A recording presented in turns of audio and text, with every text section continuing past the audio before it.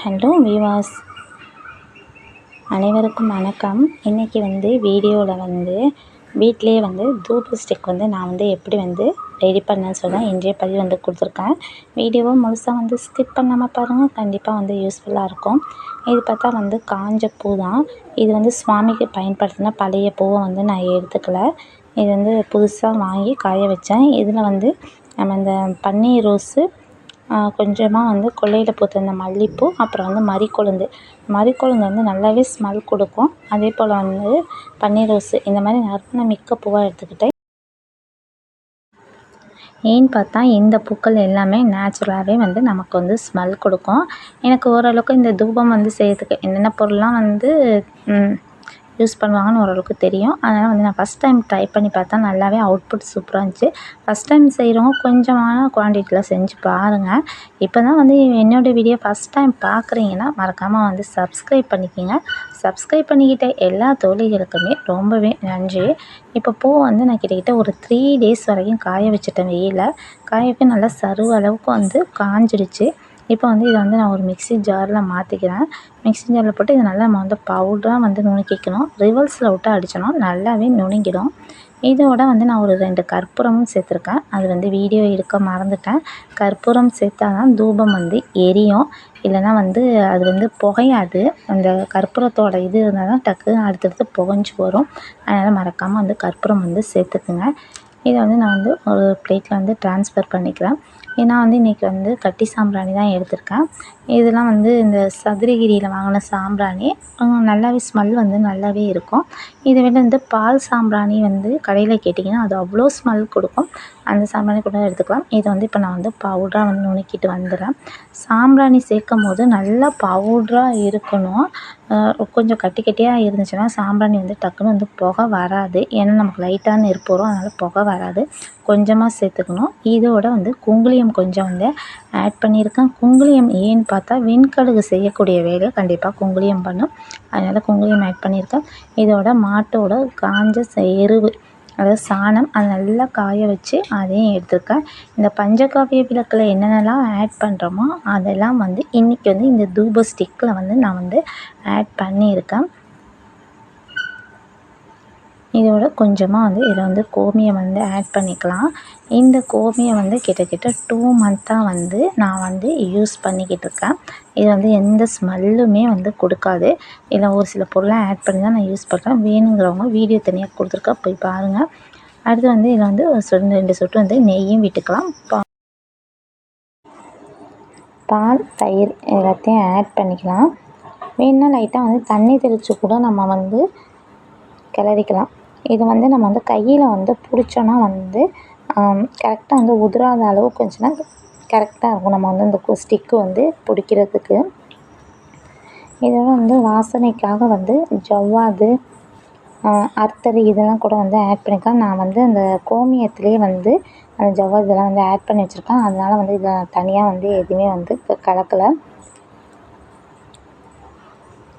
இதோட இதில் தசாங்க பொடி இருக்குல்ல, தசாங்க பொடியும் நம்ம சேர்த்துக்கலாம். தசாங்க பொடி நிறைய மூலிகை பொருளாக இருக்குது. அதையும் இதோட நான் கொஞ்சமாக ஆட் பண்ணிக்கிறேன். நார்மலாக பார்த்தா பஞ்சகவ்ய விளக்குங்கிறது வெள்ளி செவ்வாய்க்கிழமைகளில் மட்டும்தான் நம்ம வீட்டில் ஏற்றி வழிபாடு செய்வோம். தினம்தோறும் ஏற்ற முடியாது. அதுபோல் இந்த மாதிரி தூப ஸ்டிக்கை நம்ம ரெடி பண்ணி வச்சிட்டோன்னா டெய்லியுமே காலையிலையும் சாயங்காலமும் நம்ம ஏற்றி வழிபாடு பண்ணலாம். வீட்டில் ஒரு யாகம் செய்த பலன் கிடைக்குன்னு சொல்லப்பட்டிருக்கு பஞ்சகவ்யத்தோட சிறப்பு. அதனால் நான் இப்போ என்ன பண்ணிக்கிறேன்னா, இப்போ கையாலேயே மோல்டெல்லாம் எதுவுமே யூஸ் பண்ணல.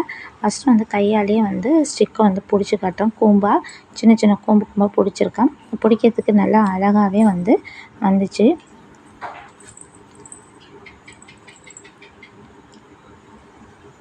அடுத்து நெக்ஸ்ட்டு மோல்டில் செய்யலான்னு சொல்லிட்டு தசாங்கத்துக்கு தனியாக ஒரு மோல்டு ஒன்று கொடுத்துருப்பாங்களே, அந்த மோல்டு தான் யூஸ் பண்ணேன்.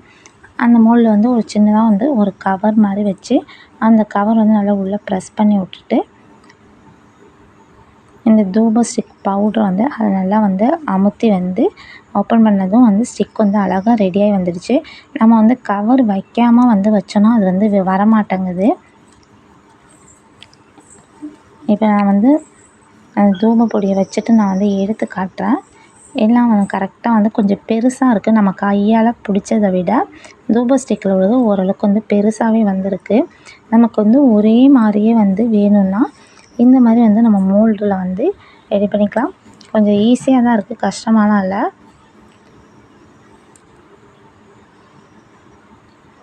இப்போ அதை விட வந்து இது பெருசாகவும் இருக்கும், கொஞ்சம் நீட்டாக பெருசாகவும் தெரியுது.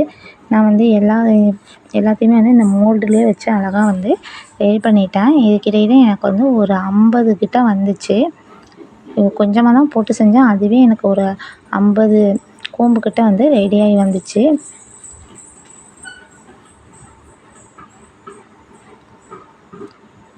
இப்போ எல்லாத்தையும் வந்து ரெடி பண்ணிட்டேன். வெயில் வந்து நல்லாவே அடிச்சிச்சு. சரி, நல்லா போய் வெயிலில் போய் நல்லா வந்து காய வச்சுட்டேன். நாள் வந்து காய வச்சுட்டு மறுநாள் காய வச்சுட்டு ஏற்றி பார்த்தேன். ஆனால் வந்து புகையவே இல்லை. ஒரு மாதிரி நமுத்து போனால் எப்படி இருக்குமோ அதே போல் தான் இருந்துச்சு. ஃபஸ்ட் டைம் செய்கிறவங்க கொஞ்சமான குவான்டிட்டியில் ஃபஸ்ட்டு ட்ரை பண்ணி பாருங்கள், அதுக்கப்புறம் வந்து செய்யுங்க. இப்போ கிட்டத்தட்ட நான் ஒரு 3-4 டேஸ் வரைக்கும் காய வச்சேன். இது வந்து நான் காய வச்சு 4வது நாள் தான் வந்து ஏற்றி பார்த்தேன். கீழே தட்டினா கூட வந்து உடையாத அளவுக்கு நல்ல கல் மாதிரி நல்லாவே இருந்துச்சு. ஒருவேளை சப்போஸ் எரியாதுன்னு நான் நினச்சேன். ஆனால் வந்து நான் டேரெக்டாகவே வந்து தீப்பெட்டியை வச்சே வந்து ஏற்றி பார்த்தேன். டக்குன்னு வந்து அந்த கற்பூரம் இருக்க வச்சு டக்குன்னு வந்து பிடிச்சிக்கிச்சு. புகை வந்து பார்த்திங்கன்னா நம்ம பஞ்சகாவியத்து விளக்கு வந்து ஏற்றினா என்ன ஸ்மெல் வருமோ அதே ஸ்மெல்லு தான் வச்சு சூப்பராகவே இருக்குது, நல்லாவும் புகையுது. இந்த வீடியோ வந்து உங்களுக்கு யூஸ்ஃபுல்லாக இருந்துச்சுன்னா மறக்காமல் என்னுடைய சேனலை வந்து சப்ஸ்கிரைப் பண்ணிக்கோங்க. பக்கத்தில் உள்ள பெல் ஐக்கானையும் கிளிக் பண்ணிக்கோங்க. அப்போ தான் நான் கொடுக்குற நெக்ஸ்ட் வீடியோ உங்களுக்கு வந்து சென்ட் ஆகும். பாய்.